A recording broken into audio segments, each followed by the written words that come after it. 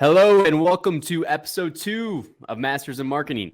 I'm very excited to have a guest who needs no introduction, a man who is praised in all those roofing groups, right? You know, there's a million different roofing groups out there asking who's good at marketing. Well, I got the guy. It's right here, Michael Stearns. Michael, thanks for joining me, my friend. Oh, shucks. Thanks for having me, Nick. Man, so Michael, did you grow up dreaming that you would be working in the roofing space, or how did you end up in the roofing industry? Yeah, day one, my first word was roof marketing, right? No. My father, he was a roofer and contractor. Coming out of college, I got into a sales position doing advertising and whatnot, so it was relatable and kind of just took off from there. Okay, right on, man. So then, were you working for the roofing company then? Is that how pretty much how it worked? No, not really. Just kind of observing, growing up, kind of watching him run his business and whatnot. Yeah. Okay, right on. So then, how has marketing changed? Since you started working in the space to now, we're almost in 2022.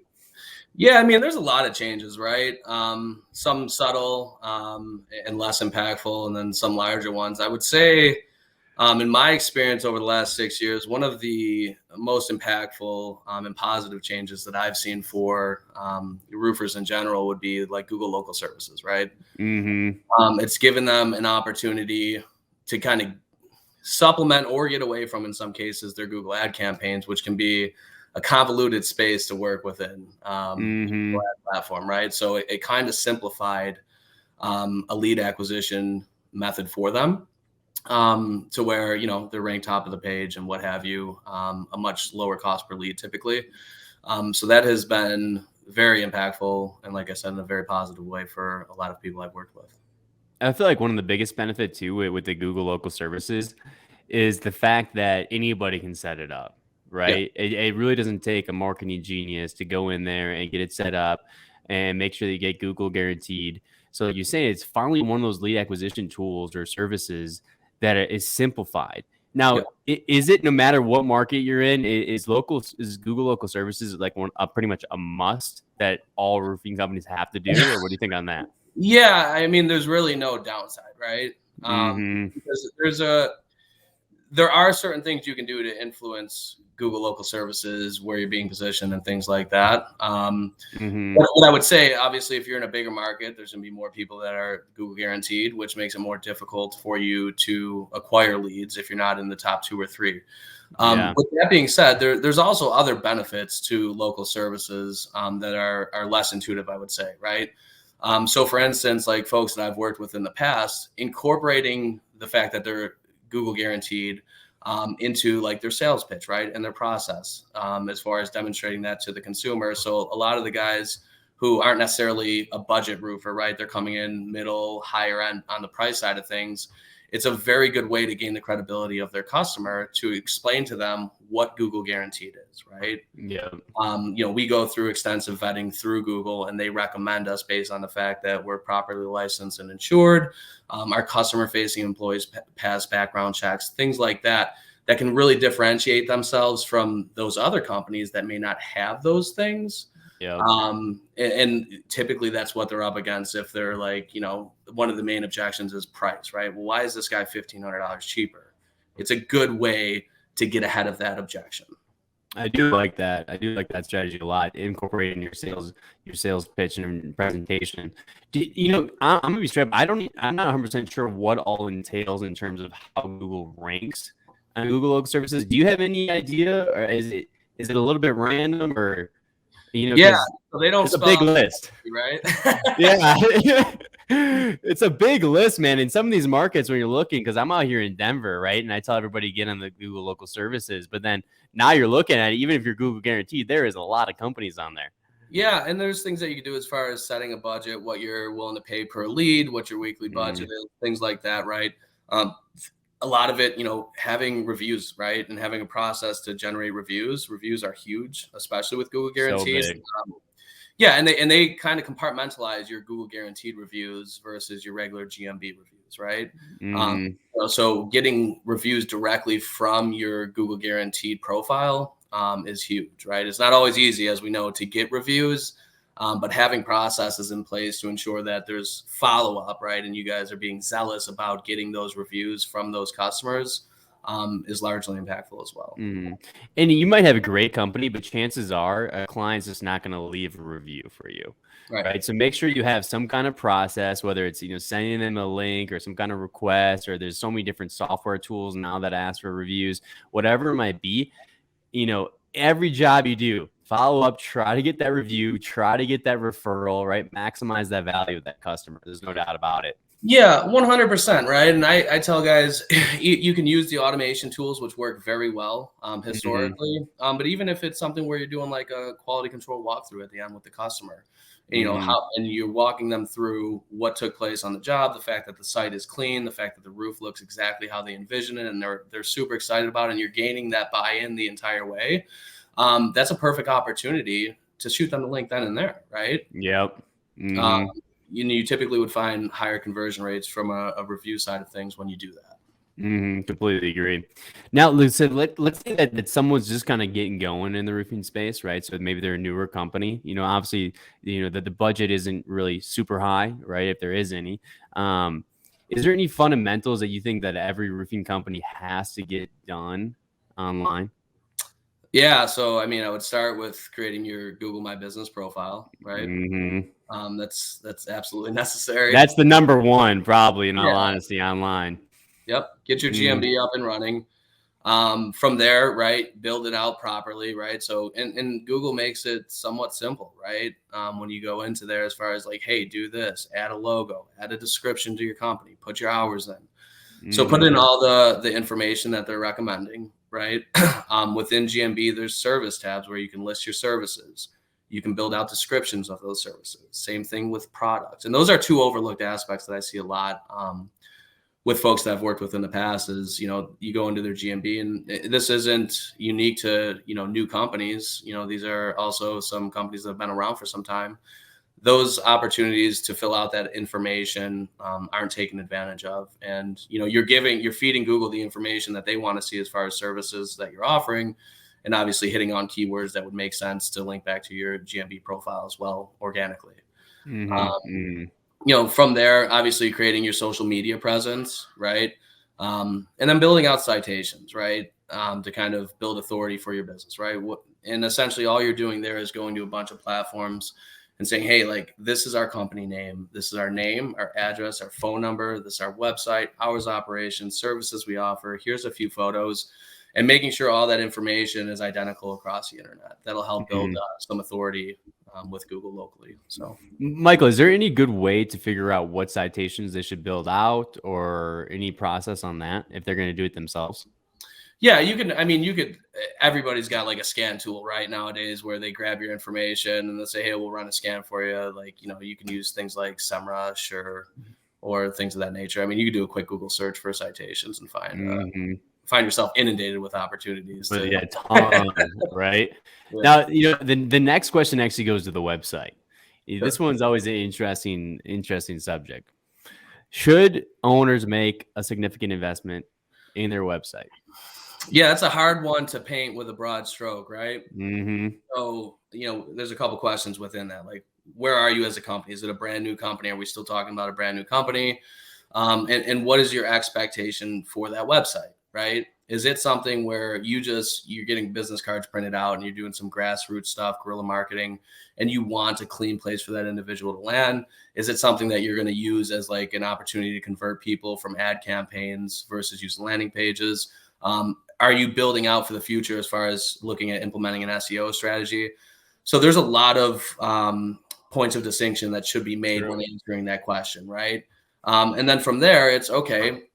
You've got different opportunities. Like, there's plenty of places that'll build you a nice, clean, responsive site. They don't charge you a ton of money down. You pay, whatever, $150, $200 a month. They manage the site. You don't own the site. And as long as that expectation is set up front, that's not a bad option for a lot of guys that are running with a lean budget, because then they can invest their marketing dollars into generating revenue, doing things like Google ads. Then you've got, folks that'll run like a WordPress site, and they'll build it out of a theme, which is customizable, which is great. You're going to look at a larger investment for that. And then there's also opportunities to build out like a fully custom site where, HTML, CSS, JavaScript, all that, to where you can pretty much build exactly what you want to your specifications. So I hate to dance around the question, but the answer is it depends. Yeah. I mean, it depends on their goals and where they are as a company. I completely agree with it. I mean, for me, it's just like, I tell companies to at least have something that looks nice, right? Especially if you're one of the higher end companies and you're trying to create this perception that you're the top of the line company. You're $1,500, $2,000 more than every single company out there, right? You're going into this sales environment with a website that's behind you that's doesn't even look that great. It doesn't play the part. So for me, it's like, at least make it look the part, right? If you have sales reps going out there, get those reviews going, and at least have a website that looks nice. That's going to kind of, back you up. Well, and that's the thing, right? Because, whether we want to admit it or not, like, I think the predisposition of a lot of homeowners when they're looking at purchasing a new roof or dealing with any real contractor is that distrust, right? It's that, right? Everyone's heard. Why help them? Why help them think that way, right? Like, if you have some website that's out of date, that's not loading right, that doesn't look like that narrative, right? It just feeds that narrative. If you have an earth-shattering first impression to them, like, and they're kind of blown away by what they're seeing, not only aesthetically, but the user experience, the content associated with it. You have resources for them on the website, like that can help pivot away from, that level of distrust and say, you know what, there's some credibility and I'm going to entertain giving this individual a call versus the last 3 people that I've landed on their website. Right. For sure. My big thing is, it doesn't matter whatever kind of sales or marketing effort you're doing, it all ends up back on the website. Right. So it's like, in my mind, you might as well put a little bit of money into it, because it's like, if you're knocking doors, they're probably going to look you up online. Right. If it's a referral, they're probably going to at least look you up online, right? If any kind of marketing efforts you're doing, for the most part, right, is going to go to a landing page or a website. So it's like, and for me, it's like, at a design standpoint too, I like to think it's like, that's kind of like the foundation of your brand, right? So if you're doing business cards, you're doing trucks, you're doing, flyers, you're doing all that stuff, the design that you're getting is coming from the website. Like, that's the foundation, the fonts, everything. Yep. Yeah. 100%. So I don't know. And just like Michael said, it really depends on where you're at. But I think long term, it is a good idea to have a good website. And just like Michael was saying, having those reviews that back you up, it's going to make your life so much easier. And all the money and time you're spending in sales and marketing should have improved conversion rate, right? And then I think, to kind of piggyback off that, making sure that you're asking the right questions when you're considering doing a website, so that you're clear as far as what the expectation should be. Yep. Right? Completely agree. We're on the same page there. So let's say, we kind of started the story as a company that was a little bit newer, maybe didn't have a whole big of budget, was just trying to get the fundamentals done. Let's say you start to invest more time, you're investing more money into your marketing. What are some tools or some ways to kind of track your success on the marketing side of things? What you'd be looking for? Yeah. So, you have things like Google Search Console, right? You've got Google Analytics, right? You've got your GMB, right, which gives you some insights. You've got third-party tools. You've got like Ahrefs, SEMrush, Moz, where you can kind of track and understand, what's going on with my web traffic? How many visits am I getting? How many unique visitors? How much time are people spending on each page? Things like that, to kind of give you an idea as far as what's happening with the user experience, right? Because that's is kind of tracking those trends, because if you're trying to make things better, you obviously want a baseline, and then you want to be able to kind of optimize the experience to hopefully sway those things to more positive numbers. Right? Yep. Completely agree. What about, it's interesting, especially when you're playing the game with Google, with SEO and stuff like that, what should people have, and especially on like the SEO side of things, what expectations should people have when they start to invest in that kind of stuff? And is there a difference, if you're looking at the big market versus smaller market? Yeah. So the expectation would be fluid, kind of based on the latter half of your question, right? Like, if you're in a space like Denver, DFW. Denver, dude. Yeah, DFW. That's versus, tough. That's tough living right there. Yeah, versus like Pawtucket, Rhode Island. There's going to be a difference in the competitive landscape. And so too, there should be a difference in the expectation of what it's going to take for a website to rank, right? No matter how good the website is, the marketing team is, internal, external, doesn't matter. There's going to be a lot more of an uphill battle in that very saturated market. Oh my gosh, man. It's wild out here, man. I'm out here in Denver. It doesn't matter what you're doing in a marketing standpoint, man. It's tough. And then we're in a hail restoration market. It's been about 3 years since we got anything. It's dog eat dog out here. So it's not easy. So just like Michael said, if you're in DFW, right? If you're in Denver, have realistic expectations. I was told, I don't know if this number is true, but I was told there's 4,500 roofing contractors in Colorado. So think about that. And then if you got to think about the companies who have huge budgets, you know what I mean, versus you got to be a little bit realistic. Right. So with like a smaller market, would like, let's say that's not a very competitive market, would you look at SEO and Google ads? Would you pick one or the other, or what do you think there in a smaller market? Yeah. So in a perfect world, right, you would build out a marketing plan that would encompass all the things that would benefit you. So that's going to be Google local services. If you're in need of acquisition of more customers now, to fuel your sales team and your bottom line, obviously then Google ads and then SEO. So that social media, right? So in a perfect world, you have all these offerings that you could take advantage of, and you would do that, right?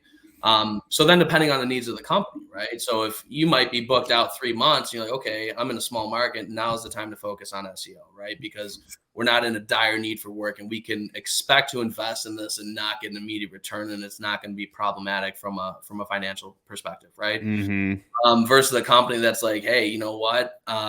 Our lead flow has been down. Maybe it's a storm market where they haven't had a storm in a while, right? And now they need to get some leads in the door, where it's like, okay, let's go heavy on ad campaigns, whether it's Facebook, Google ads, what have you. If there's much more of an imminent need to get revenue into the doors, that would be the course that I would recommend taking, right? So yeah, it really does all depend, right? You're gonna get that answer a lot here. You hate to say that, but it's very situational. That's why, like, if you're partnering with an agency, or if you have somebody internally, right, you guys are doing strategic sessions, talking about where you're at, what your goals are, right, and how to achieve it. That's the biggest thing. Whenever you're putting a plan together, where are you trying to go? What's the target? Where are we at right now? Where are we trying to go? That's the biggest thing. What do you think of what do you think of content creation? Do you think that that's something that the company should be doing? Is there benefits to that? Is it a waste of time? What do you think there? I mean, it's 100% one of the most under-executed aspects from a business perspective that I find with clients that I've worked with in the past, right? So think about it. Google operates off of algorithms, right? And even when you're talking about websites, SEO, and things like that, there's going to be a lot of things that kind of go back to what type of content are you putting out, how frequently, how unique is that content, how many platforms are you publishing that content, especially within Google owned properties. So your GMB account, YouTube, right? Things of that nature, your on-page blog on your website. So, if you take the opportunity to consistently build content, there's a ton of value in that, right? As far as a branding perspective, branding yourself in a way on social media, on your website, or anywhere else, giving people content that is meaningful for them, right? Think of I always tell people that I've worked with, okay, let's do some no strings attached content, right? So we've all seen hey, do you want 10 quick tips to get your website to rank? Download this PDF. Just give us your information, right? And you can have this for free. So there's a hook there, right, to create a funnel, and that's fine. I'm not saying there's not a place for that, but when I think of a roofing company, let's talk about things that homeowners are going to find valuable, right? How much does a roof replacement cost, right? I always tell people, think of the objections, think of the questions that you get on a day-to-day basis from your target audience when they're calling into you, when you're pitching them.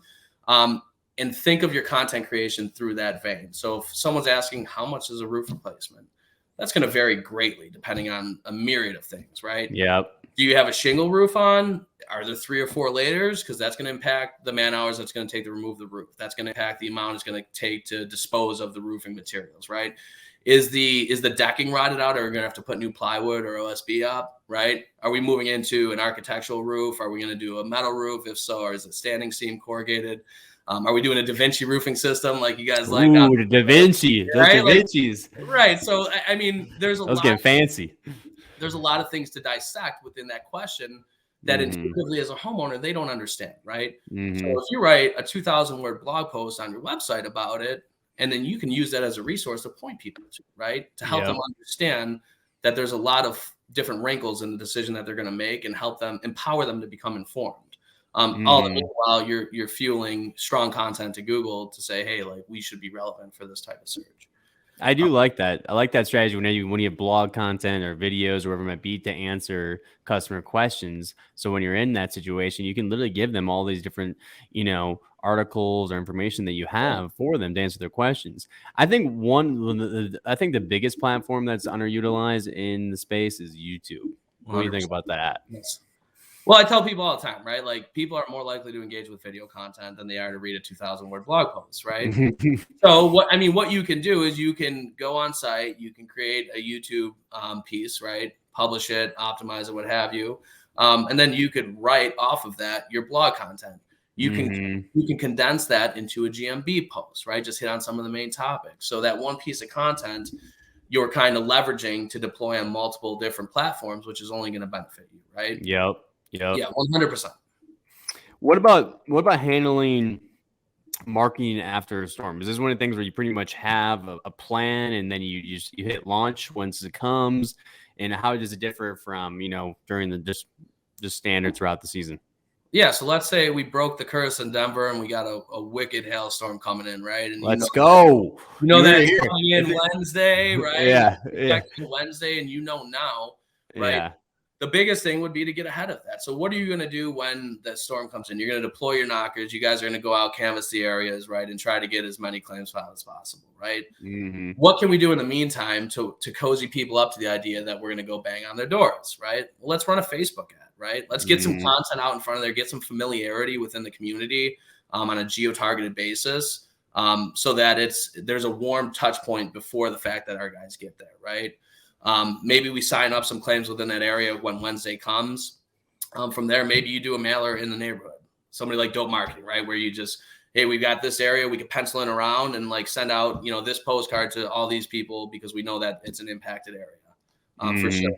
But synergizing the efforts as well, right? Because maybe you're doing a Facebook ad in advance. Why not do some bid adjustments on your Google ads to give priority to those areas when searches are being done as well? Because like you mentioned, even if you go knock, like people likely will look you up, even if they don't engage with you at the door, right? Oh, yeah. So let's give our ads the opportunity to be presented to these people. So the first thing they find, whether they're looking for us directly or they've had 5 people knock and they're just vetting roofing contractors, let them see their ad and give them the opportunity to land on our beautiful website, right? And all that will only help, kind of bring out the result that you want, right? Which is ultimately more customers. So I got another time-based question, right? So this time I'm talking peak season versus off season. If you're a contractor, right? Maybe it slows down a little bit during the winter months. Should your mindset change? Should your budget change? Should you still be spending on marketing or not really? What's your thoughts there? Yeah. So, intuitively, everyone's like, pull back, right? Pull back on our marketing dollars. And in some cases, that might be the best bet. In others, it may not. What I'll say, like in the Northeast, right, you've got a climate where we're getting pounded by snow, right, where there's not a ton of people saying, hey, I want my roof replaced. That doesn't mean that there's not opportunities, right, because there's still going to be things like repairs that are going on. There's still going to be people that are kind of planning for the future when it comes to, hey, I'm going to need my roof replaced in the spring, right?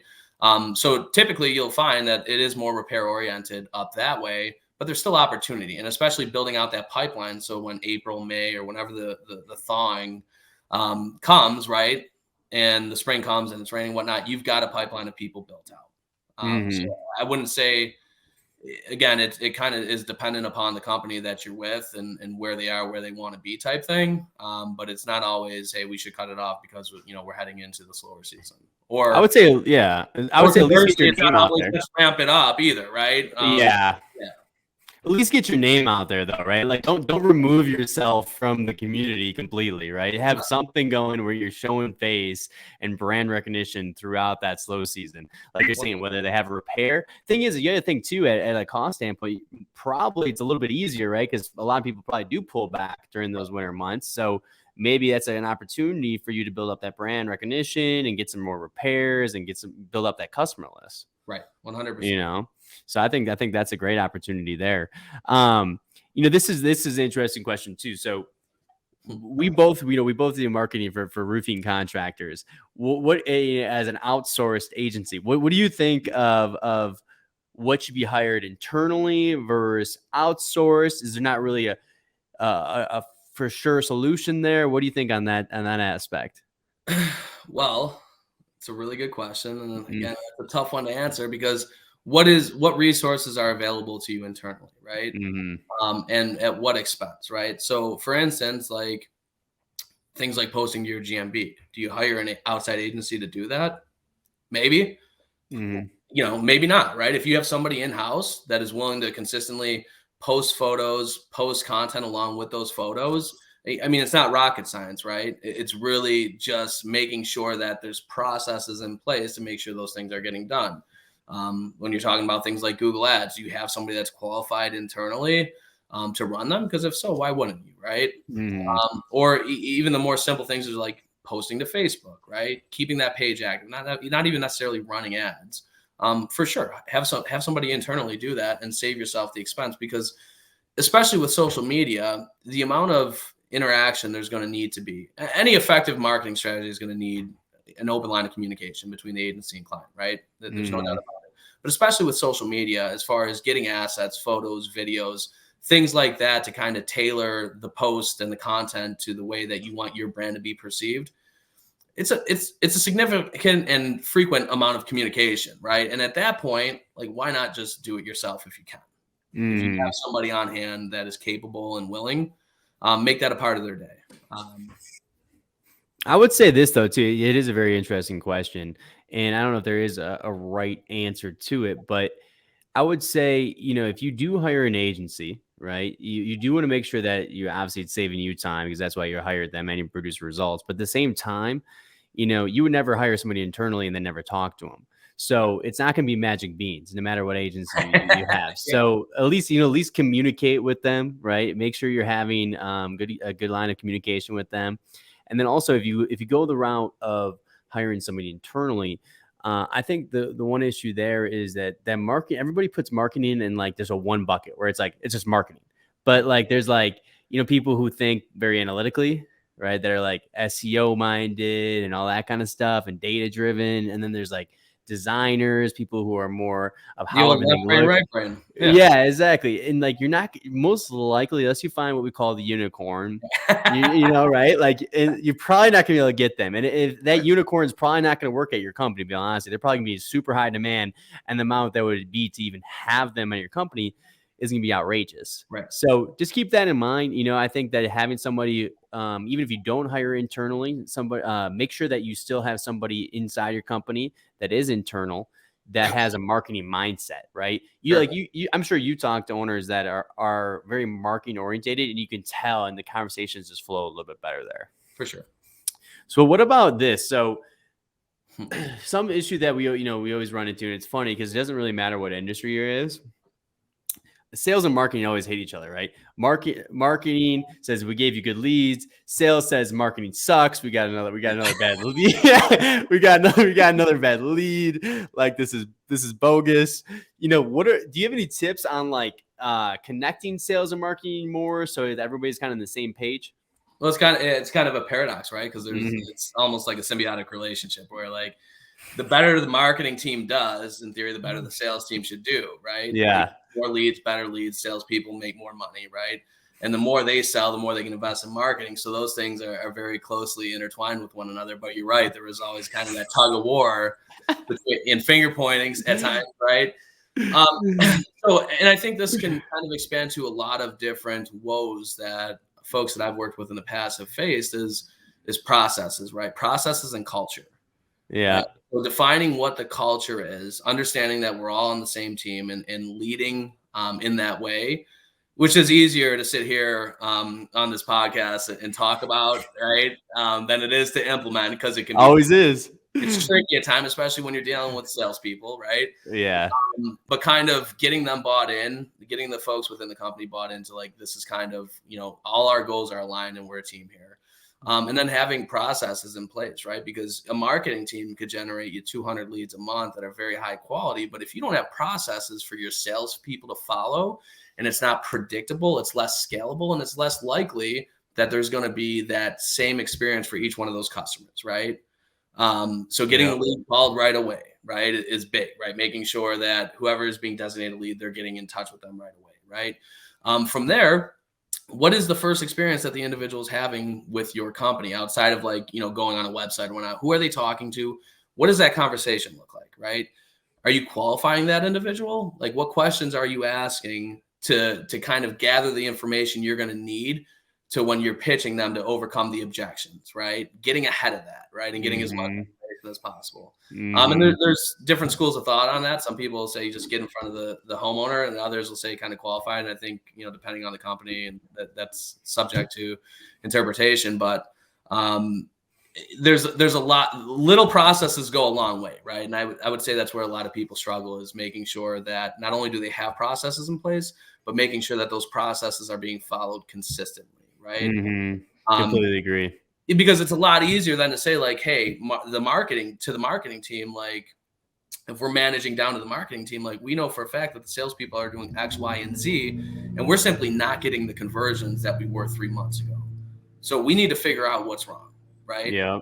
So if you have all that data being entered into your CRM, which comes back to process, have a CRM, right? Have a CRM. That's another tip. Have a CRM, please. If your sales team is logging the leads into the CRM and they're documenting the outcomes, in a couple keystrokes, we can look back on a 90, 180 day, 365 day period and kind of understand trends, what's working, what's not, who's doing what with the leads, and then try to deduce why this is or isn't happening, based on lead source, right? Or based on salesperson. But obviously, again, the processes, I can't beat it enough, really is what fuels all of that.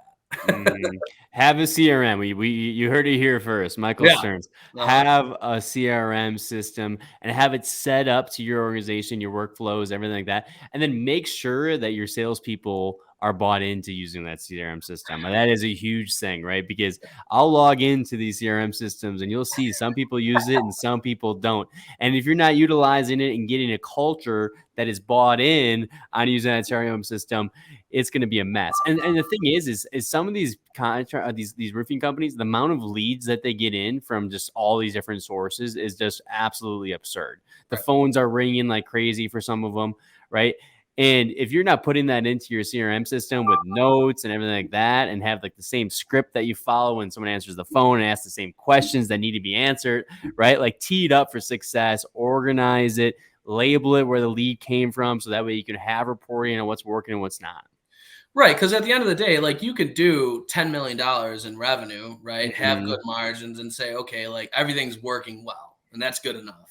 But to be able to look back over the course of the year and what got us to that 10 million, if you're properly identifying each lead source as it calls in, understanding not everything is going to be able to be attributable to this lead was generated from here. There's going to be some that result in branding and what have you, but that could be like word of mouth or referral. So if you understand what each facet of your marketing, each spoke of that wheel, what it's doing, you could say, you know what, we did 10 million. We're good with the margins. Everything worked out well, but we noticed that our Google ads really suck. Like we converted at a very low rate, and there's an issue, right? So what is that issue? We got to get with marketing and figure it out. We got to get with our agent. And that can go for any different facet of marketing that you're doing. So being able to paint a clear picture as far as what's working, what's not, you can then obviously try to influence some change for the better for the company. So have data to make strategic decisions. Yeah. Just in business in general, the more data you have, the better decisions you can make. Otherwise, you're honestly kind of guessing. And I think that's what happens a lot, and I see this firsthand is, you talk to a contractor and they say, this isn't working, this isn't working, this isn't working, but they don't really have any data to necessarily back that stuff up. So in a way, they're kind of guessing. Right. So yeah, make sure you have the data. Also, some other tools. I mean, CRM tools, proposal tools, all that, follow-up systems, all that kind of stuff. Any kind of automations that you can implement in your business, I think, make a big impact. You can kind of streamline the customer experience. Right. Like also too, you see these automations. They have these job boards. If you set up automations that are time-based in these job boards that automatically follow up with the prospect or the customer, the whole goal is just to push that prospect or customer right through the sales board, through the production board, through the billing board, and automations can help you do that. So if you're not using technology for automations and streamlining your business, make sure you're doing that. They can have a big impact. Do you have any other kind of, guesses or predictions on marketing for 2022? Do you think there'll be any big differences, or do you think it's going to be very similar to what we're seeing this year? I don't have data to go off of, bro, and I don't like to guess. That's fair. That's fair, man. That is completely fair. Yeah, it's hard. It's hard to say, man. It's an ever-changing landscape, and like I said earlier, there's going to be times where there's big changes. There's going to be some more subtle changes. Some will be more impactful than others. I would be completely speculating, and I hate to do that, to say yes, I know or I don't know. I respect that 100%. So you've been in the space for a while, and I've heard nothing but good things. Has there been any kind of unique marketing ideas that you have seen your customers do? It doesn't even have to be digital. Is there anything that you've seen that was kind of cool or impressive to kind of close this thing out? Yeah, there are, for sure. DM me. Yeah. He's keeping on the DL. He doesn't want to give the customer secrets away. I can respect that. You want the recipe for the sauce for the pizza? Yeah, exactly. He doesn't give away the secrets. He's high demand over here. All right, well, like, as far as like even not unique though, like what differentiates you, right? Like, what are you building your brand identity as, and hammering that to your target audience consistently in methodical ways. Having the same message with different content, being consistent. As far as what that looks like, consistency is big, right? Like people, when you're marketing like a roofing business, like what we see is like financing always works pretty well with ads, right? You're representing 0% down, or 0% financing for X amount of months, $0 down, things like that. So like if you're running ad campaigns, that usually performs pretty well. If you find like an instant quote or something like that to send people to give them an idea, that immediate gratification, once they click into your ad, to say, okay, a new roof will cost me this, right? And then obviously you can kind of manipulate that pricing based on what your goal is. If you want to, go high on the program pricing to qualify the lead and make sure you get the sticker shock out of the way, great. If you want to price it low and position your salesperson to be able to upsell from like a budget shingle to a more premium shingle, you can do that too, and you're going to get more people in front of more people, right? So there's a few things that I would say have worked pretty well for folks. Oh, man. Well, Michael, man, thanks for joining me for episode 2 of Masters of Marketing. So it was a pleasure to have you on, my friend. Pleasure's all mine.